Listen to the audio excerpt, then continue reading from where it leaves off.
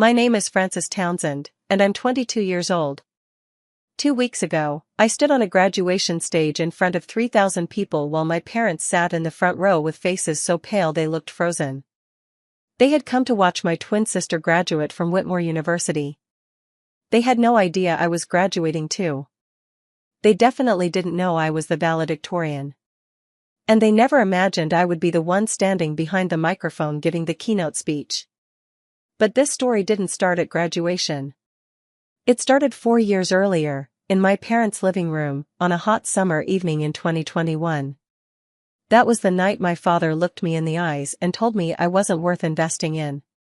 The college letters arrived on a Tuesday afternoon. Victoria got into Whitmore University, one of the most expensive private schools in the country. Tuition alone was $65,000 a year. I got into East Berks State University. It wasn't famous like Whitmore, but it was still a good school. My tuition would be $25,000 a year. That night, Dad called a family meeting. He sat in his leather chair like he was running a business meeting instead of talking to his daughters. Mom sat quietly on the couch. Victoria stood near the window smiling before the conversation even started. I sat across from Dad holding my acceptance letter so tightly the paper bent in my hands.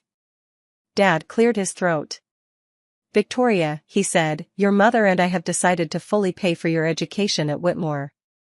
Tuition, housing, meals, everything." Victoria screamed happily. Mom smiled proudly. Dad looked at me next. "Frances," he said calmly, "we've decided not to fund your education." For a second, I honestly thought I heard him wrong. "What?" I whispered. Dad folded his hands. "Victoria has leadership potential. She networks well. She knows how to build connections. She'll have opportunities that justify the investment." Then he paused. The next words cut deeper than anything he had ever said before. "You're smart, Frances, but you're not special. There's no real return on investment with you." The room went completely silent. I looked at Mom. She wouldn't even look at me. I looked at Victoria. She was already texting someone, probably telling her friends about Whitmore. "So what am I supposed to do?" I asked. Dad shrugged. "You're resourceful. You'll figure something out." That night, I sat alone in my bedroom staring at the cracked ceiling. I didn't cry. I'd already cried too many times growing up in that house. Over birthdays where Victoria got expensive gifts while I got leftovers. Over family vacations where she got her own hotel room while I slept on couches. Over Christmas mornings where her pile of presents covered half the room while mine fit into one small bag. The favoritism had always been there. Everyone saw it. Nobody admitted it. When we turned 16, Victoria got a brand new Honda Civic with a giant red bow. I got her old laptop with a cracked screen and a battery that barely lasted 40 minutes. Mom said softly, "We can't afford 2 cars, sweetheart." But somehow they could afford Victoria's ski trips. Her designer prom dress. Her summer program in Spain. Family photos were the worst. Victoria always stood in the center glowing like the star of the family. I was usually near the edge. Sometimes half my body got cropped out. Like nobody noticed. Or maybe they noticed and just didn't care. One night when I was 17, I finally asked Mom the question I had been carrying for years. "Why do you treat us differently?" She sighed like I was being difficult. "Frances, you're imagining things. We love you both equally. But actions don't lie." A few months later, I accidentally found Mom's phone unlocked on the kitchen counter. A text conversation with Aunt Linda was open. I shouldn't have read it. But I did. "Poor Frances," Mom had written. "But Harold's right. She doesn't stand out. We have to be practical." I stared at the screen until my vision blurred. Then I quietly put the phone back down. That night changed something inside me. Not because I wanted revenge. Because I finally understood the truth. To my parents, I wasn't their daughter. I was a bad investment. So that same night, I opened my broken laptop and searched one thing. Full scholarships for independent students. The internet loaded slowly. But what I found changed my life forever. I spent the entire summer building a survival plan. I sat on my bedroom floor with a notebook, calculator, and cheap coffee from the gas station. Eastbrook would cost $100,000 over 4 years. My parents would contribute zero. My savings from part-time jobs were only $2,300. The numbers looked impossible. I had 3 choices. Give up. Take massive student loans. Or work myself nearly to death. I chose the third option. I found 3 jobs near campus. A morning shift at a coffee shop. Weekend cleaning work in dorm buildings. And hopefully a teaching assistant position later. I found the cheapest room I could rent. $300 a month. Tiny. No air conditioning. For roommates. But it was walking distance from campus. I wrote out my schedule. Wake up at 4 in the morning. Work at the cafe by 5. Classes from 9 to 5. Study until midnight. Sleep 4 hours. Repeat. Every single day. Meanwhile, Victoria spent the summer posting beach pictures from Cancun. Bright sunsets. Fancy restaurants. Laughing with friends. I packed thrift store blankets into a second-hand suitcase. Our lives were already moving in different directions. Before bed every night, I whispered the same sentence to myself. This is the price of freedom. Freedom from needing their approval. Freedom from begging to be seen. Freedom from believing their opinion decided my worth. Freshman year was brutal. There were nights I survived on instant ramen and vending machine snacks. Some weeks I barely slept. Thanksgiving came during my first semester. I stayed in my tiny rented room while almost everyone else went home. I called Mom that evening. In the background I heard dishes clinking and people laughing. Happy Thanksgiving, I said. Oh, yes, honey. Happy Thanksgiving. Her voice sounded distracted. Can I talk to Dad? A pause. Then I heard Dad's voice faintly in the background. Tell her I'm busy. The words hit me like ice water. Mom came back onto the phone. Your father's occupied right now. It's okay, I said quietly. She asked if I needed money. I looked around my tiny room. At the borrowed textbooks. At the noodles on my desk. At the blanket with holes near the edges. No, I said. I'm fine. After we hung up, I opened Facebook. The first thing I saw was Victoria's Thanksgiving picture. Mom. Dad. Victoria. 3 plates at the table. 3 chairs. Not 4. They hadn't even left a place for me. I stared at that photo for a long time. Something inside me finally broke. Not loudly. Quietly. The part of me still hoping they would suddenly become different people simply disappeared. And strangely, losing that hope made me stronger. Because once you stop waiting for love that never comes, you finally start building your own life. Second semester, I took microeconomics with Dr. Margaret Smith. Students were terrified of her. People said she never gave A's. I sat in the 3rd row every class taking perfect notes because I couldn't afford to fail anything. When she returned our first essay, I expected maybe a B. At the top of mine was an A+. Underneath she had written 3 words. See me after class. I thought I was in trouble. After class I walked to her desk nervously. Dr. Smith adjusted her glasses and looked directly at me. This essay, she said, is one of the best undergraduate papers I've read in years. I blinked. Thank you. Where did you study before Eastbrook? Public school. And your family? I hesitated. Then somehow everything spilled out. The favoritism. The rejection. The jobs. The exhaustion. The feeling of never being enough. Dr. Smith listened quietly. When I finished, she leaned back in her chair. Have you heard of the Whitfield Scholarship? I saw it online, I said. But it's impossible. Nothing is impossible for the right student. I laughed nervously. 20 students nationwide. People like me don't win things like that. She looked at me carefully. Francis, your problem isn't ability. It's that nobody has ever shown you your value. Her voice softened. Let me help change that. From that moment on, everything shifted. Dr. Smith became the first adult in my life who truly saw me. The next 2 years became a blur of work and survival. I woke up before sunrise every day. I worked until my hands hurt. I studied until my vision blurred. While other students went to football games and parties, I stayed in the library.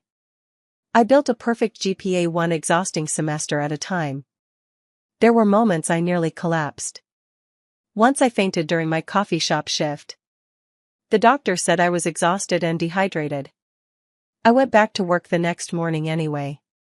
Another time I sat in my friend Rebecca's borrowed car and cried for 20 minutes straight. Not because something terrible had happened that day. Because everything terrible had been happening for years. Rebecca became my closest friend. She was loud, funny, dramatic, and completely incapable of minding her own business. Which honestly saved me. One Christmas, while everyone else went home, Rebecca showed up at my apartment with cheap hot chocolate and a tiny paper Christmas tree. This place is depressing, she announced. I know. So we're fixing it. We spent the evening decorating my tiny room with dollar store lights. It was the happiest Christmas I could remember. Junior year, Dr. Smith called me into her office. I'm nominating you for the Whitfield Scholarship. I stared at her. You're serious? Completely. The application process nearly destroyed me. 10 essays. Multiple interviews. Recommendation letters. Panels of professors asking impossible questions. At one point I was writing scholarship essays between cleaning dorm bathrooms. During all of this, Victoria texted me for the first time in months. Mom says you never come home anymore. That's kind of sad honestly. I stared at the message. Then locked my phone and returned to my essay. The truth was simple. I couldn't afford to go home. But even if I could, I wasn't sure I wanted to. The final interview took place in New York. I checked my bank account before booking the trip. $847. The flight alone would cost almost half. I nearly gave up. Then Rebecca burst into my apartment after class. You got the final interview? She screamed. I nodded. You're going. I can't afford it. Yes, you can. Overnight bus ticket. $53. Done. I can't ask you for money. You didn't ask, she said. I'm forcing you. So I took an overnight bus to Manhattan. I arrived at 5 in the morning exhausted, stiff, and wearing a thrift store blazer. The waiting room terrified me. Every other student looked polished and confident. Expensive watches. Designer bags. Parents waiting nearby. I looked down at my worn shoes. I felt small. Then I remembered something Dr. Smith once told me. You don't need to belong in the room. You only need to prove you deserve to stay there. So I walked into that interview and told the truth. Not a perfect polished version. The real version. The lonely version. The exhausted version. 2 weeks later, I was walking to my morning shift when my phone buzzed. My heart started racing. Whitfield Scholarship decision. I stopped right there on the sidewalk. Hands shaking. Breathing hard. I opened the email. Dear Ms. Townsend. We are pleased to inform you that you have been selected as a Whitfield Scholar. I read it 4 times. Then I sat down on the curb and cried so hard strangers stared at me. 3 years of pressure exploded out of me all at once. I had done it. I had actually done it. That night Dr. Smith called. "I'm proud of you, Francis. Thank you for believing in me." "There's more," she said. The Whitfield Scholarship allowed students to transfer to partner universities for their final year. Whitmore University was on the list. Victoria's school. "If you transfer," Dr. Smith said carefully, "you'll graduate with top honors. And Whitfield scholars deliver the commencement speech." I went completely still. I thought about my parents sitting proudly in the audience for Victoria. Completely unaware that I would be there too. "I'm not doing this for revenge," I said. "I know," Dr. Smith replied softly. "I transferred that semester. And I told nobody." 3 weeks after arriving at Whitmore, I was studying in the library when I heard a familiar voice. "Oh my God. Francis?" I looked up. Victoria stood there frozen holding an iced coffee. Her mouth literally hung open. "What are you doing here?" "I'm a student here." "How?" "Mom and Dad never said." "They don't know." Victoria blinked repeatedly. "What do you mean they don't know?" "They don't know." She stared at me like I had become a completely different person. "But how are you paying for this?" "Scholarship." The word seemed to hit her physically. For the first time in years, she looked uncomfortable. Ashamed maybe. "Why didn't you tell us?" she asked quietly. I closed my textbook. "Did you ever ask?" She opened her mouth. Then closed it again. I stood up. "I need to get to class." Before I could leave, she grabbed my arm. "Francis, do you hate us?" I looked at her carefully. At my twin sister. The girl who got everything. The girl who never noticed I had nothing. "No," I said calmly. "You can't hate people you stopped expecting things from." That night my phone exploded with calls. Mom. Dad. Victoria. I ignored all of them. The next morning Dad finally reached me. "Francis," he said stiffly, "Victoria tells me you transferred to Whitmore." "Yes." "You should have told us." "Why?" A pause. "Because you're our daughter." I almost laughed. "Am I?" Silence. "You told me I wasn't worth investing in. Remember?" Another silence. "I don't remember saying exactly that." "I do." The words came out calm. That seemed to upset him more. "We should discuss this in person at graduation," he finally said. "I'll see you there." Then I hung up. The months before graduation felt strangely peaceful. For once, I wasn't trying to prove anything. I already knew who I was. Rebecca drove up for graduation weekend. She helped me choose a navy blue dress. "You look terrifyingly successful," she announced. "I feel like I'm going to faint." That means it's important. The night before graduation, I barely slept. Not because I was nervous about the speech. Because I kept wondering what I would feel seeing my family again. Anger? Sadness?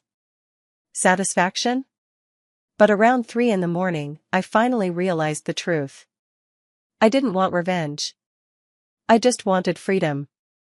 Graduation morning arrived bright and warm.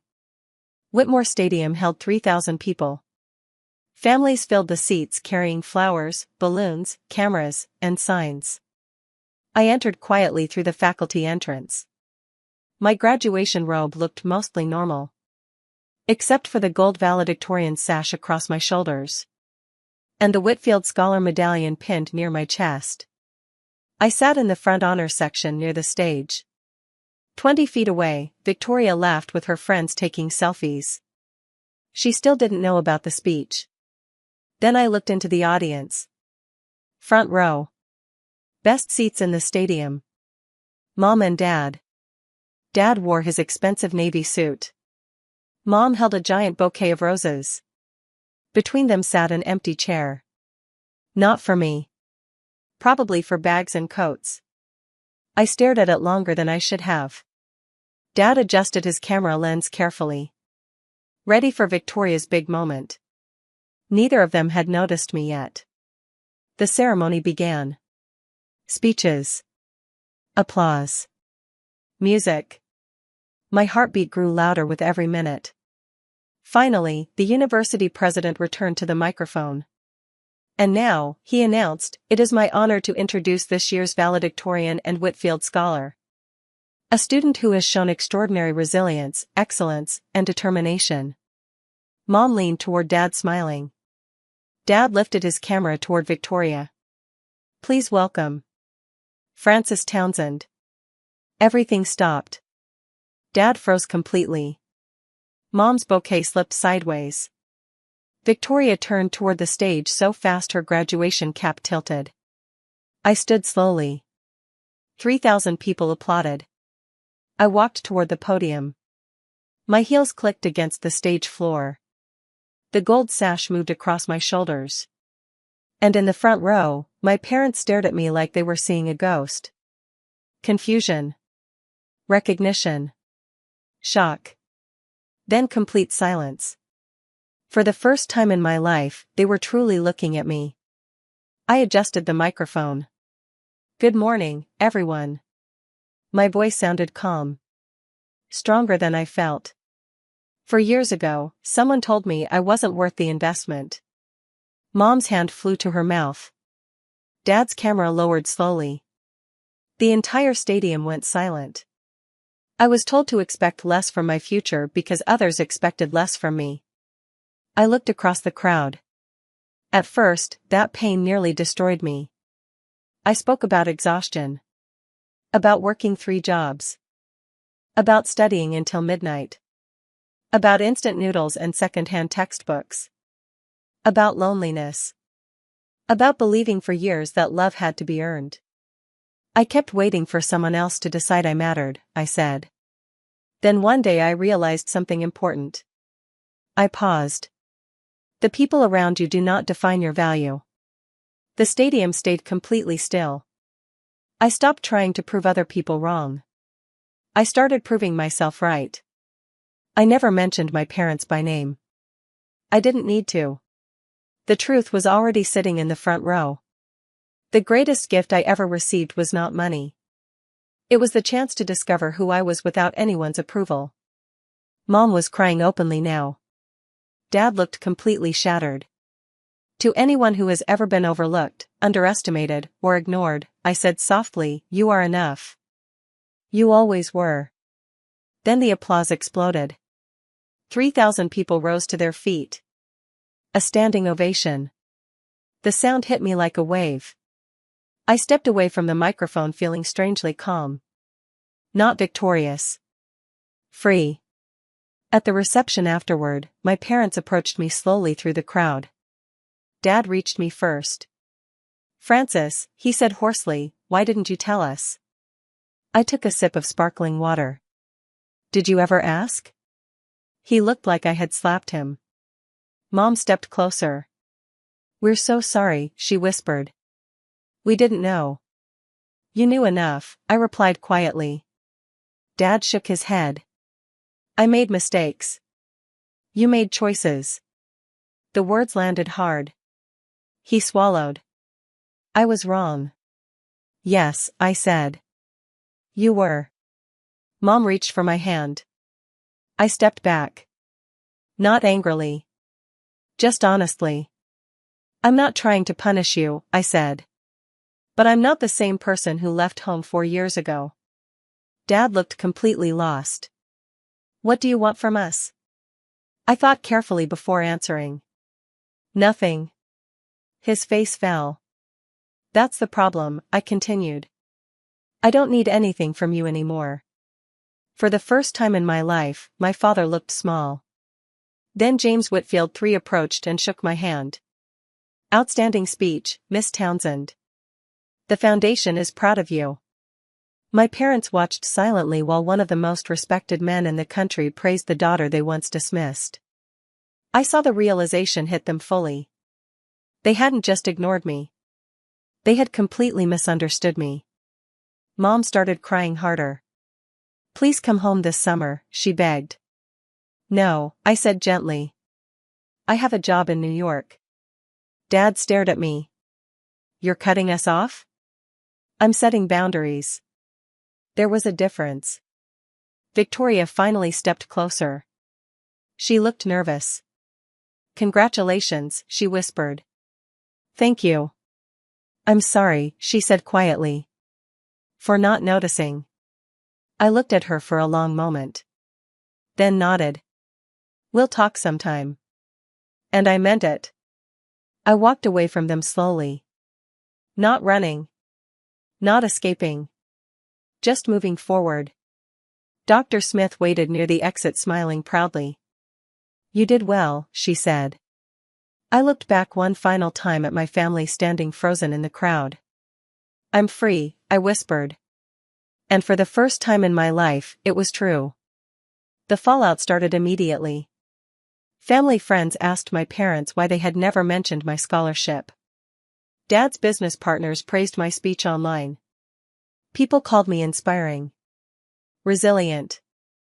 Extraordinary. My parents suddenly had to face the truth publicly. Not that I succeeded. That I succeeded without them. A few days later Victoria called me. Mom cries constantly, she admitted. Dad barely talks anymore. I stayed quiet. Francis, she whispered, I really am sorry. I know. How do we fix this? We don't fix the past, I said. We decide what happens next. 2 months later, I moved into a tiny studio apartment in Manhattan. The kitchen was barely bigger than a closet. The window faced a brick wall. But it was mine. Completely mine. I started working at a financial consulting firm. Long hours. Hard work. I loved every second. One evening I found a handwritten letter from Mom in my mailbox. 3 pages long. She admitted everything. The favoritism. The excuses. The years she stayed silent because it was easier. She wrote that watching me on that stage felt like meeting a stranger who somehow was still her daughter. I read the letter twice. Then carefully folded it and placed it in my desk drawer. I didn't answer immediately. For once, the decision belonged to me. 6 months after graduation, Dad called. I almost ignored it. But something made me answer. His voice sounded older. Smaller. I was wrong, he said immediately. No excuses. No defending himself. Just the truth. I failed you as a father. I stayed silent listening to him breathe. I don't know how to fix this, he admitted. It's not my job to teach you, I replied. You're right. Another pause. But if you're willing, I said slowly, we can try having real conversations. He sounded shocked. You'd give me that chance? I'm not promising forgiveness, I said. But I'm willing to see if something honest can exist between us. He cried quietly. I had never heard my father cry before. 2 years have passed since that graduation. I still live in New York. I've been promoted twice. My company is paying for my MBA. Sometimes I still think about the girl sitting alone in that tiny rented room eating instant noodles while her family celebrated holidays without her. I carry her with me everywhere. Because she survived. Victoria and I meet for coffee once a month now. It's awkward sometimes. We're learning how to be sisters as adults because we never really learned as children. One afternoon she looked at me sadly and asked, "How do you not hate me?" I thought about it carefully. Because you didn't create the system, I said. You just benefited from it. Last month my parents visited my apartment in New York. Mom cried the second she walked inside. Dad apologized at least 5 times. Nothing magically healed. We're still broken in many ways. But at least now the truth exists in the open. And honestly? That matters. A few months ago I donated $10,000 anonymously to Eastbrook Scholarship Fund for students without family support. When I told Rebecca, she burst into tears. You're changing someone's life, she said. I smiled. Someone changed mine first. For a long time, I thought my parents' approval was the prize waiting at the finish line. I thought if I worked hard enough, achieved enough, suffered enough, they would finally see me. But I learned something different. You cannot force people to love you correctly. You cannot earn basic kindness. And you cannot spend your whole life waiting for someone else to decide your worth. At some point, you have to decide it yourself. My parents' rejection hurt me deeply. Some days it still does. I don't think pain like that disappears completely. But it no longer controls me. Because now I understand something important. My worth was never connected to whether they could see it. It existed long before they finally opened their eyes. If you're listening to my story right now and you've ever felt invisible in your own family, I need you to hear this. You are not difficult to love.